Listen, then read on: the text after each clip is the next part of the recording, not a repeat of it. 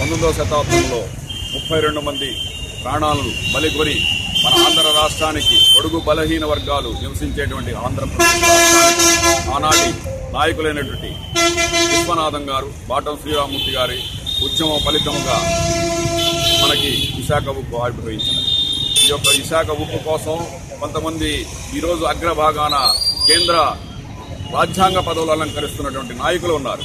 ఆ రాజ్యాంగ పదవులు నిర్వహిస్తున్నటువంటి ముఖ్యమైన నాయకులు కలగజేసుకొని ఈ బడుగు బలహీన వర్గాల పేద వర్గాలను నివసించే ఆంధ్ర రాష్ట్రంలో ఉన్నటువంటి విశాఖ ఉక్కుని ఇక్కడే ఉండాలని నిర్ణయించుకొని ఆ పెద్ద మనసులతోటి కలగజేసుకుంటే ఎక్కడికి కాదు, మన పేద వర్గాల్లో ఉన్నటువంటి బడుగు బలహీన వర్గాల్లో ఉన్నటువంటి విద్యార్థులకి, నిరుద్యోగులకి విశాఖ ఉక్కు మంచి ఫలితాలు ఇస్తుంది, మంచి ఉద్యోగాలను, మంచి వృద్ధిని కలిగిస్తుంది.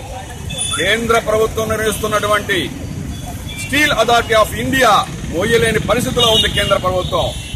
ఆ నరేంద్ర మోడీ, ఆ ప్రధానమంత్రి ఆ స్టీల్ అథారిటీ ఆఫ్ ఇండియాని రద్దు చేయకుండా మన ఆంధ్రప్రదేశ్ లో ఉన్న ఏకైక భారీ పరిశ్రమ, అత్యంత ఉన్నతమైనటువంటి ఉక్కుని పారిశ్రామికంగా ఉత్పత్తి చేస్తున్నటువంటి మన విశాఖ ఉక్కుని బహుళజాతి కంపెనీలకి అమ్మాలని చూస్తున్నాడంటే మన ఆంధ్ర ప్రజలని మోసం చేస్తున్నాడు.